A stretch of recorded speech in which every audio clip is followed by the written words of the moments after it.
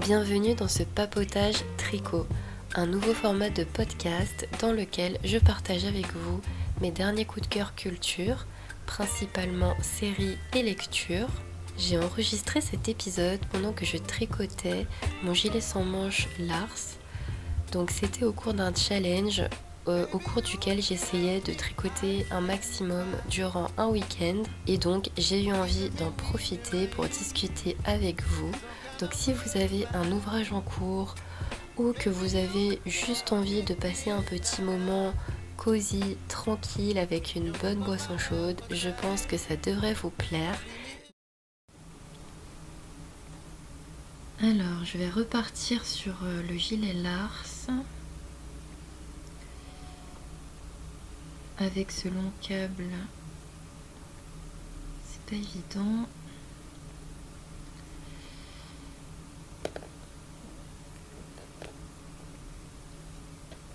Heureusement que c'est en aller-retour et pas en circulaire, sinon je pense que j'aurais déjà vrillé l'ouvrage.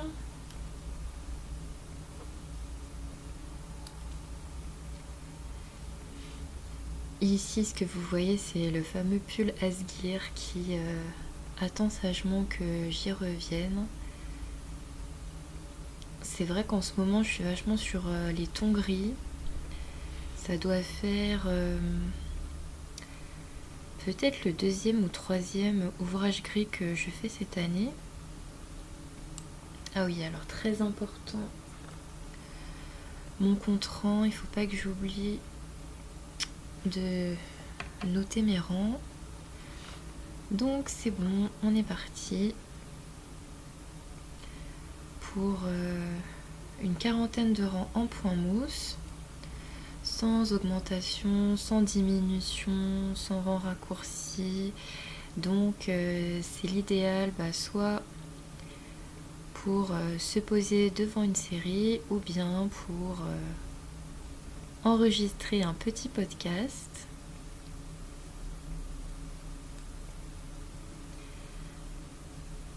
Et donc aujourd'hui, ce que j'avais envie de partager avec vous, c'est un petit peu mes derniers coups de cœur au niveau culture au sens très large du terme, donc que ce soit au niveau série,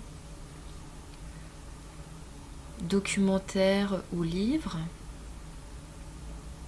Donc je vais commencer par les séries que j'ai regardées et qui m'ont marqué ces derniers temps.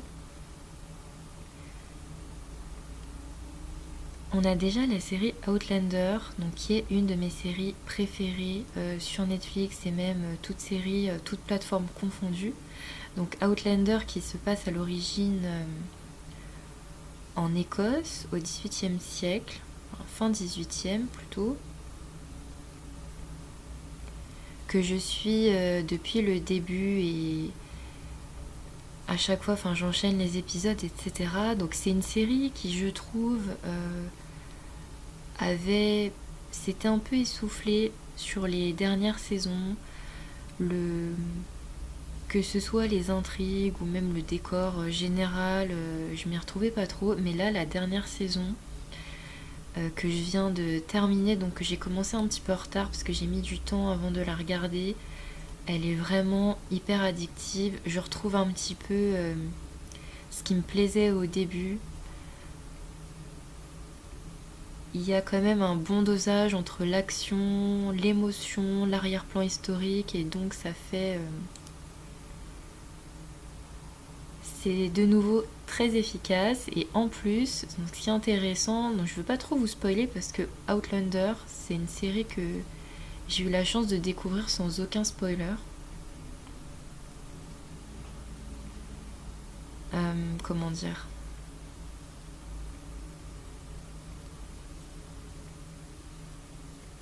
J'avais juste lu le résumé sur Netflix qui disait, qui évoquait des personnes qui voyageaient dans le temps, mais franchement c'est tout ce que j'avais vu.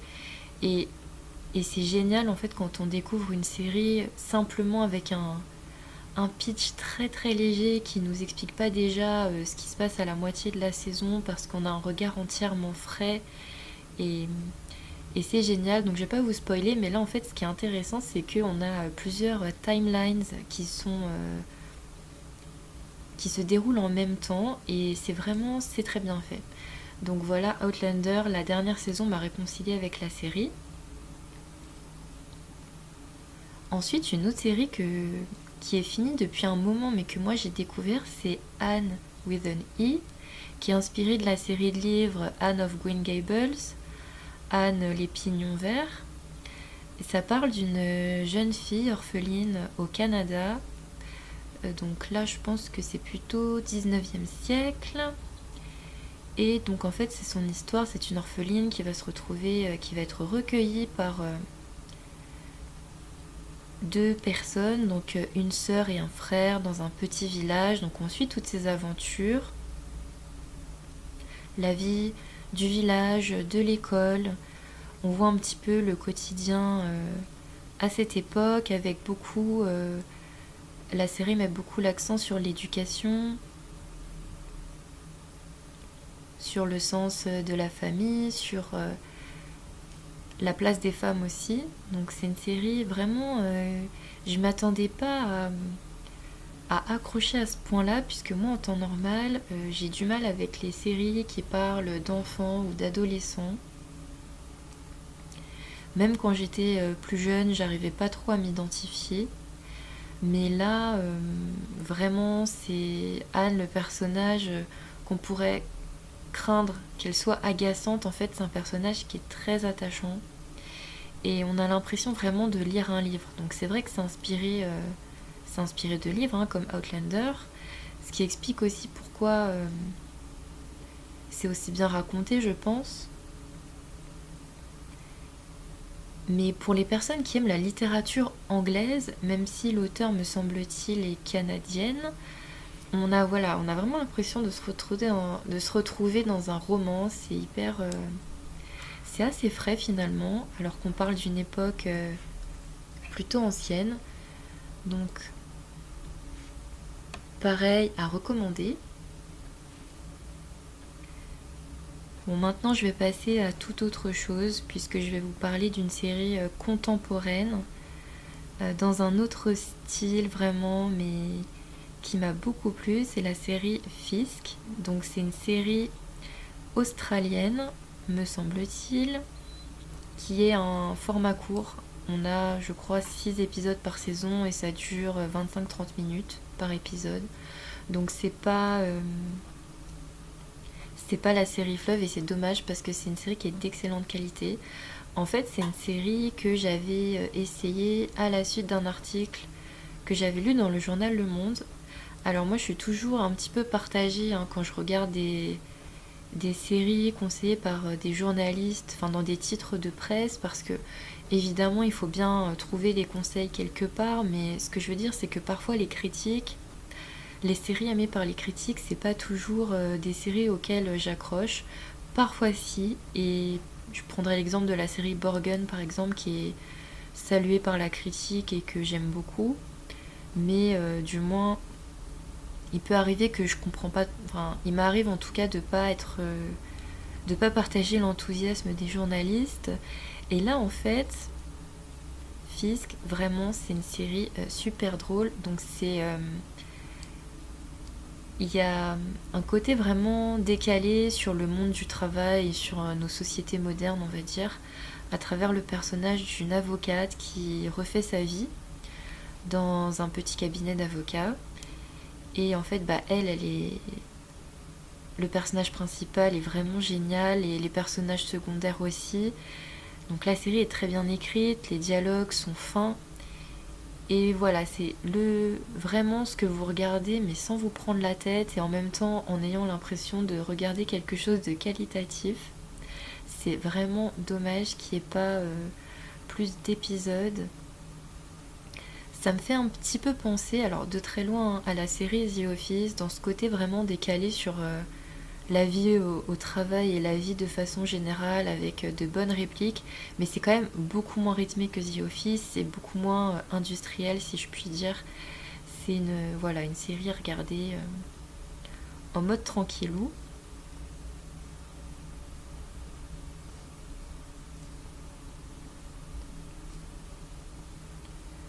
Ensuite, une série que j'ai finie récemment, c'est Devine qui vient pour l'Aïd.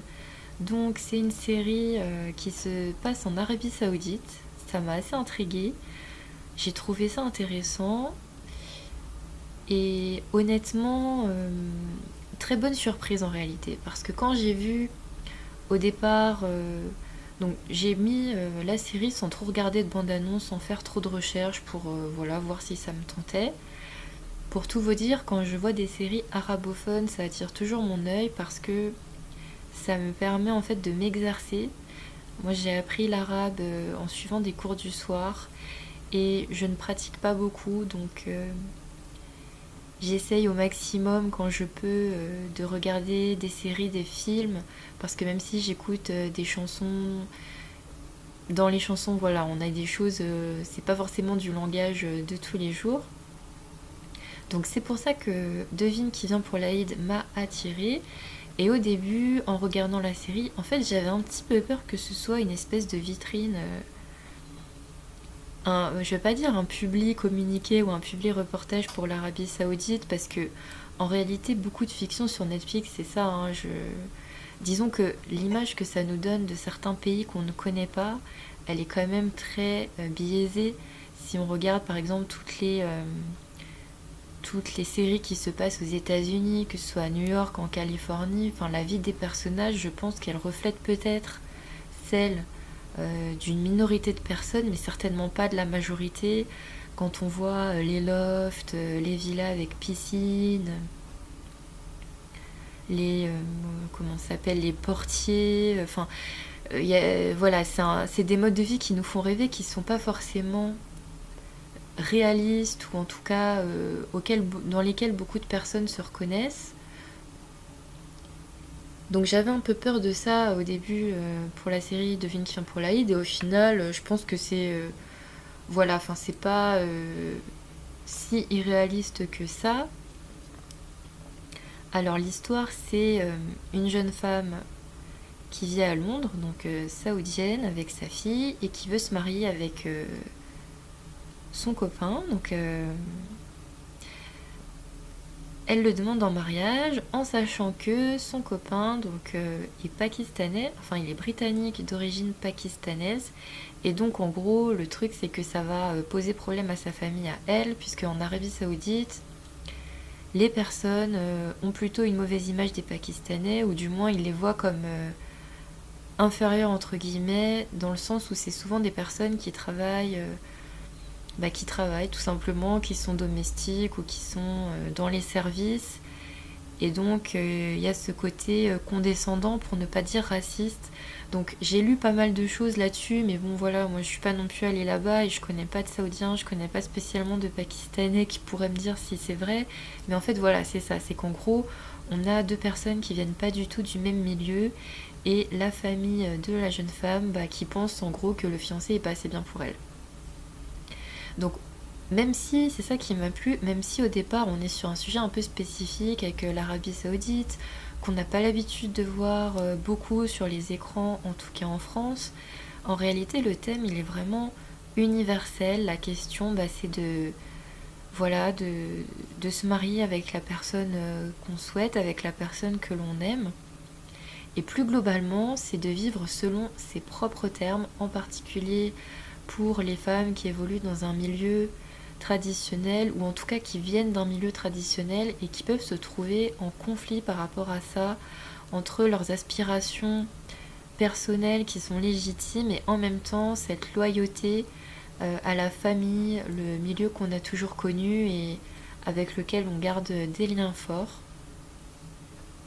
Donc à, donc à ce niveau-là, voilà, j'ai vraiment beaucoup aimé la série sur c'est pas trop sur le choc des cultures, mais sur comment en fait les personnes se retrouvent confrontées à leurs propres préjugés, y compris le couple d'ailleurs, et comment au final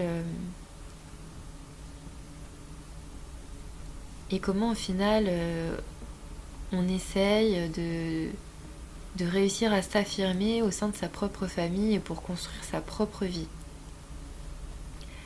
Dans la série, j'ai quand même assez bien aimé la galerie de personnages. Donc ça, c'est toujours très important pour moi. J'ai besoin de pouvoir m'identifier ou en tout cas m'attacher aux personnages. Je trouve qu'ils sont plutôt nuancés, même si très clairement il y a beaucoup de choses où la société saoudienne ne fonctionne pas comme la nôtre. Je parle en tout cas pour la société française. Il y a beaucoup de choses auxquelles peut-être qu'on comprend pas tout de suite ou qui vont vraiment nous surprendre ou même nous déplaire, mais en tout cas les personnages voilà, ne sont pas caricaturaux et il y a aussi des bonnes surprises dans la façon dont on aborde les liens familiaux, je trouve. Il y a aussi des sujets quand même de fond qui sont abordés dans cette série qui n'est donc pas si politiquement correcte que ça. Donc après, moi quand je regarde une fiction, je cherche pas non plus à regarder un documentaire ou une enquête journalistique, mais je trouve ça important quand même de pas forcément mettre trop de choses sous le tapis non plus. Et donc en dehors de la question des liens avec la famille, du choix du conjoint, etc., il y a quand même des sujets de fond qui sont abordés, notamment les violences conjugales, mais aussi le racisme donc et la façon dont on peut traiter des domestiques dans les pays orientaux. Il y a beaucoup d'allusions et même des scènes qui abordent la question. Je trouve ça très positif. Après, au niveau série, parce que là, ça fait beaucoup. En fait, il y a une période où je regardais beaucoup. Moi, c'est toujours comme ça, c'est par période. Je finis avec la première partie de la dernière saison de The Crown. Donc, franchement, j'ai enchaîné, je pense, j'ai dû enchaîner en 2 soirées. Enfin, j'ai été complètement prise par le truc. Où on voit en fait la mort de Diana. Alors The Crown, c'est une série qui est franchement de bonne qualité, hein. Enfin, je pense que énormément de personnes sont fans. Après, plus on se rapproche de l'époque présente et plus je suis assez gênée et même limite je me demandais si c'était pas voyeuriste de regarder ces épisodes-là avec une personne qui meurt et surtout à la limite, enfin, les gens meurent tous les jours, mais c'est l'impact qu'il y a sur sa famille et notamment sur ses enfants. C'est vrai que là, on commence à être on est vraiment à la frontière entre le récit, la fiction et puis voilà, est-ce que comment dire, le respect de la vie privée, enfin de l'intimité de personnes qui existent, qui sont toujours là, enfin et surtout qui ont connu des choses traumatiques étant enfant, parce que c'est une chose quand on est adulte et quand on est un personnage public de voir sa vie racontée, mais quand on est un enfant, je pense que c'est quand même très différent. Bon bref, malgré tous ces tourments éthiques, j'ai quand même regardé les épisodes. Et déjà, c'est une série qui est très forte sur la forme, hein. Franchement, entre le montage, la musique, enfin, c'est vraiment captivant. Les acteurs, je trouve, sont très bien choisis aussi. Après, je l'ai trouvé quand même assez étrange sur la façon dont on raconte la relation entre Diana et Dodi Al-Fayed. Parce que dans The Crown, de toute façon, et ça c'est vrai dans toutes les saisons, à chaque fois qu'on nous montre quelque chose, on est toujours tiraillé en se demandant mais est-ce que ça s'est vraiment passé comme ça? Parce que évidemment que c'est largement romancé, mais toutes les personnes qui écrivent sur des personnages historiques ou célèbres s'appuient toujours sur des anecdotes et ensuite ils font un petit peu leur sauce, voilà, pour les besoins du récit, on a besoin de parfois transformer un peu les choses, etc. Mais globalement, je pense que sur 100 anecdotes qui sont racontées, il y en a bien peut-être 10 qui sont vraies. Et du coup, c'est vrai qu'on est toujours tiraillé. Mais là, pour le coup, sur les moments vraiment intimes entre Diana et Dodi, je pense que c'est de la pure fiction. Enfin, parce que je vois pas trop comment ils auraient pu avoir, les créateurs de la série, accès à ces informations-là. Donc ça devient vraiment pour moi bizarre parce que on en vient à prêter des sentiments, à prêter des intentions à des personnes qui ne sont plus là de toute façon pour dire ce qu'il en est. Ça c'est vrai pour pour toutes les fictions, hein, si on part sur ce débat-là, mais comme je l'ai dit tout à l'heure, c'est quand même une période dans laquelle on vit encore, donc c'est un petit peu troublant. Et mon sentiment aussi d'ailleurs, c'est que le but de la saison, c'était un petit peu de redorer le blason de Charles, qui avait été quand même vachement écorné dans la saison d'avant, avec toute l'histoire de la tromperie avec Camilla. Là, je trouve que Charles, il est beaucoup mis en avant, donc je sais pas si ça me plaît forcément, parce qu'après, bon, voilà, je le connais pas personnellement, mais les faits restent les faits. Cela dit, euh, c'était bien aussi, je pense, d'avoir un côté plus humain du personnage. Et quant à la reine, pour moi, elle est vraiment passée au second plan. J'accroche moins déjà avec l'actrice qui la joue dans ces dernières années, je dois dire. Et en réalité, The Crown, ça nous montre vraiment. Donc, je sais pas c'était quoi le but des créateurs, mais en réalité, puisque la reine ou le roi, normalement, c'est censé être un personnage qui a du pouvoir, et pour moi, en fait, on voit au fil des saisons, on voit que, au contraire, c'est un personnage qui est caractérisé par son impuissance. Je dirais pas sa passivité, mais en tout cas, oui, son impuissance à vraiment,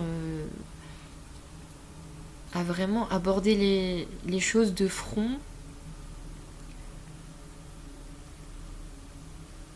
Donc c'est vraiment paradoxal pour quelqu'un qui est le premier personnage de l'État, mais en tout cas cette dernière saison, évidemment, je pense que ça reflète aussi ce qui s'est passé euh, concrètement quand Diana était là, c'est-à-dire qu'elle prenait la lumière et qu'elle a éclipsé tout le monde. Là, très clairement, dans The Crown, on le voit.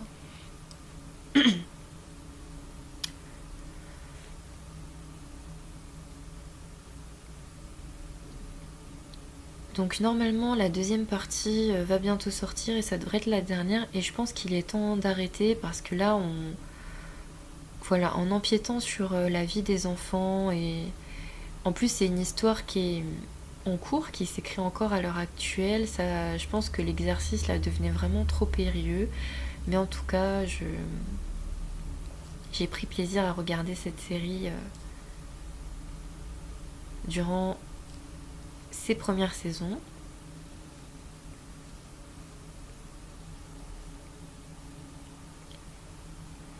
Maintenant, je vais vous parler de mon dernier coup de cœur en lecture.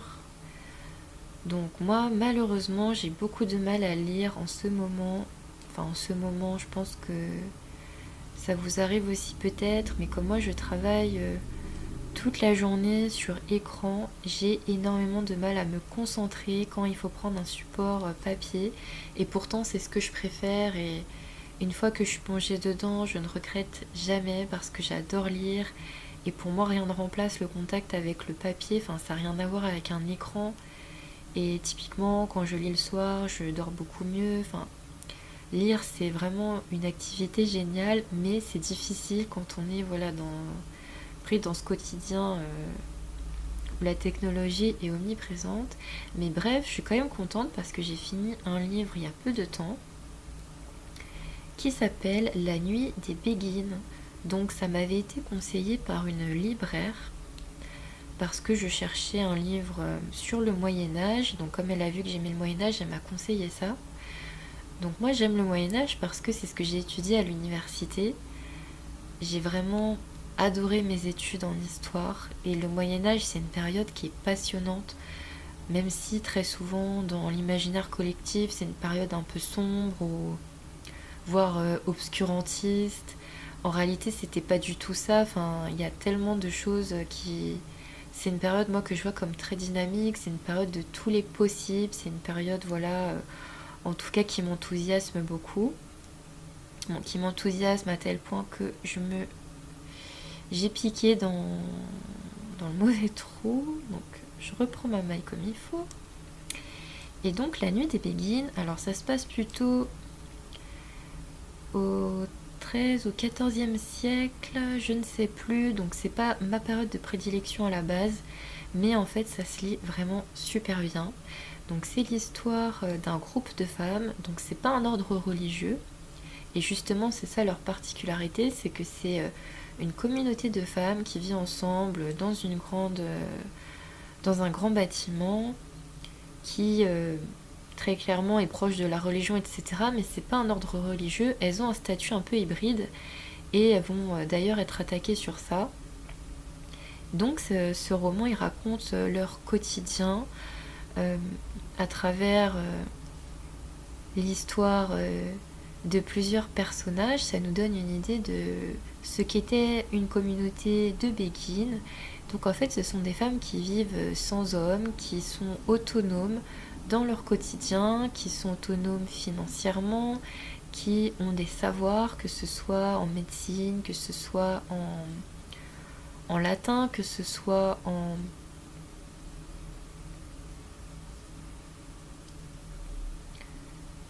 texte religieux, en théologie. Et donc elles vivent comme ça, un petit peu à leur guise, et ça commence à faire un peu, à susciter des remous, puisqu'elles bénéficiaient d'un statut. En fait, leur statut leur a été accordé par le roi, et au fil du temps, ça s'est perdu, et le fait d'avoir cette communauté de bonnes femmes qui vit un peu tranquillement sa vie, ça commence à être mis en question. Donc le livre, c'est un petit peu ça, et j'ai trouvé ça vraiment passionnant, parce que c'est une fenêtre, en fait, sur ce que constituait sur la vie de cette communauté, une communauté que je ne connaissais absolument pas. Évidemment, même quand on étudie le Moyen-Âge, on ne peut pas tout connaître, et c'est normal, mais honnêtement, ça ne me disait rien du tout. Donc déjà, j'ai appris quelque chose, ça c'est toujours positif. Et puis en fait, c'est très bien écrit. Malgré certaines scènes qui m'ont un peu gênée, où je trouvais que c'était un petit peu trop cru. Moi souvent j'ai du mal avec ça quand j'ai l'impression qu'on est sur de la description un peu gratuite. Donc il n'y en a pas énormément non plus, hein, mais à part ce petit bémol, je trouve que c'est quand même très bien écrit. On a l'impression, on est vraiment en immersion dans la vie de ces béguines. Et ça nous tient quand même pas mal en haleine, hein, puisque y a plusieurs, comme j'ai dit, on suit la destinée de plusieurs personnages, avec en arrière-plan les réformes aussi de l'Église, et donc c'est à la fois instructif et complètement dépaysant. Donc si vous aimez les histoires de femmes, si vous aimez en apprendre plus sur la place qui était la leur dans les époques qui nous ont précédés, je vous recommande vivement ce livre. Là, dans ma pile à lire, j'ai le livre Hamnet que j'ai commandé en anglais, puisqu'en fait ça aussi c'est quelque chose que j'essaye de faire quand il y a des livres qui sont écrits en anglais. J'ai rien contre les traductions, mais en fait l'idée c'est de me dire que ça me fait pratiquer mon anglais aussi. Surtout qu'à l'écrit, je pense que je suis plutôt à l'aise pour comprendre. Autant quand je regarde une série ou un film en anglais, je vais comprendre, je pense, 80%. Pour le reste, il me faut des sous-titres. Mais à l'écrit, ça va quand même un peu mieux. Donc j'ai pris ce livre Hamnet parce que l'autrice, donc, qui est... Alors je vais écorcher son nom, je l'ai pas de tête, je crois que c'est Maggie Farrell ou Maggie O'Farrell. Elle est revenue dans plusieurs posts Instagram de comptes que je suis, et ça m'a interpellée apparemment. C'est une autrice très populaire, les gens ne manquent pas d'éloges à propos de ses ouvrages, donc je me suis dit que j'allais commencer. Mais le problème, c'est qu'en fait j'ai peur que ce soit un peu trop tragique, puisque ça parle de la vie d'un fils ou du fils de Shakespeare qui a connu une mort prématurée. Et en fait, voilà, quand je vous disais tout à l'heure que je voulais pas spoiler, etc., c'est écrit sur la 4e de couverture. Et moi, j'ai du mal à... Bien sûr qu'il y a des histoires dont on connaît déjà la fin, mais je sais pas. J'ai peur que ce soit un peu trop chargé émotionnellement pour moi. Donc, je suis un peu réticente à m'y plonger, mais je pense que je vais le faire quand même, parce que il y a vraiment eu... j'ai vraiment eu des bons retours sur ce livre, donc je vais me lancer. À ce sujet, le dernier livre que j'avais... j'ai un livre qui est en cours, que j'arrive pas à terminer. C'est un livre de Elif Shafak, qui est une autrice turque. de langue anglaise. J'adore cette autrice, c'est elle qui a écrit le livre Sophie mon amour, que je recommande toujours, qui m'avait été conseillé par une amie, et vraiment c'est un livre magnifique. Mais le problème c'est que c'est pareil, c'est vraiment très émouvant, et en fait Elif Shafak elle a beaucoup de talent pour raconter les drames, des drames ordinaires, et de montrer l'extraordinaire qu'il y a dans chaque personne en même temps. Mais là ça parle d'une guerre civile, et en fait c'est vrai que c'est vraiment, il y a énormément d'émotions, et parfois j'ai pas toujours le courage. Enfin, moi si j'aime les fictions aussi, c'est parce que ça me permet de m'évader, et c'est vrai que des fois ça fait du bien de laisser parler ses émotions quand on regarde quelque chose de triste ou qu'on écoute une musique triste. Mais j'ai vraiment du mal, donc c'est pour ça que Hamnet, à voir. Ou alors sinon, je me dis que ça peut être un livre pour le train, puisque cette semaine j'ai pris les transports en commun beaucoup plus que d'habitude, et je vais sûrement être amenée à le faire. Moi, donc vous le savez peut-être, je travaille à mon compte, et là je viens de commencer une nouvelle mission avec un client qui demande à ce que je sois dans ses locaux en présentiel. Donc c'est un très gros changement pour moi qui est habituée à rester à la maison, et puis accessoirement du coup j'ai aussi beaucoup moins de temps pour tricoter, donc c'est pour ça que ça fait vraiment plaisir de prendre le temps, voilà, de faire mon petit tricot en mode peinard. Donc j'ai du temps en transport en commun, et je m'étais dit pourquoi pas tricoter. On voit souvent moi j'ai déjà vu des dames qui tricotaient dans le train ou même dans le métro, mais je pense que ça va pas être possible, parce que déjà moi j'aime le tricot pour ce côté cosy, parce que chez moi voilà je suis quand même bien installée, et puis je suis tranquille, j'ai pas des yeux braqués sur moi, enfin à part vous, mais vous m'avez comprise. Et c'est vrai que dans les transports, malheureusement, bon, j'ai quand même une demi-heure de train, mais on n'est pas très bien installé, on est quand même très serré, il y a souvent des personnes debout. Et là, avec la période de l'hiver, les gens ont, et moi la première, on a les doudounes, enfin. Donc bref, on est collés, et je pense que je pourrais pas vraiment tricoter dans de bonnes conditions. Mais du coup, à la place, ce que je pourrais faire, c'est lire. Et je pense que même si je lis un livre qui est émouvant, etc., le fait d'être à l'extérieur, ça permettra peut-être de me détacher un petit peu de ça, et donc de profiter mieux du récit. Bon, pour terminer un peu sur l'émotion, je voulais vous parler aussi d'un documentaire que j'ai vu récemment sur les enfants placés. Donc c'est un documentaire, il me semble, de la série Infrarouge de France 2. Je vous le conseille, c'est vraiment poignant, et en même temps ça redonne un peu espoir, parce que on voit à quel point les professionnels de la protection de l'enfance, en tout cas dans la structure qui nous est montrée, je sais bien que tout n'est pas parfait partout, mais ça montre à quel point on a des personnes qui se battent pour d'autres personnes, et à savoir en l'occurrence des enfants qui n'ont pas de famille, ou en tout cas qui n'ont pas une famille qui peut s'occuper d'eux. On voit en fait le parcours de plusieurs de ces enfants, c'est extrêmement touchant.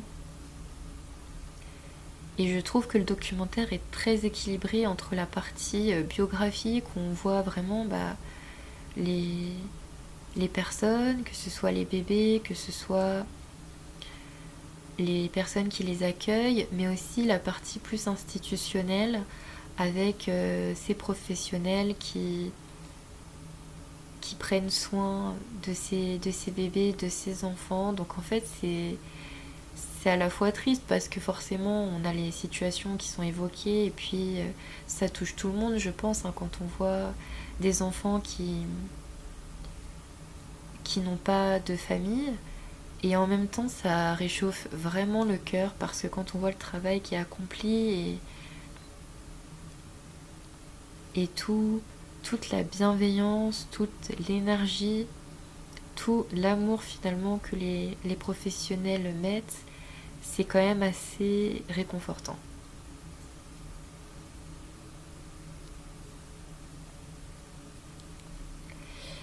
Donc voilà pour ce petit chit-chat tricot. Bon, j'espère que ça vous a plu, que ça vous a permis de découvrir certains titres. C'était un peu décousu, mais bon, voilà, hein, c'est l'idée. C'est comme si c'est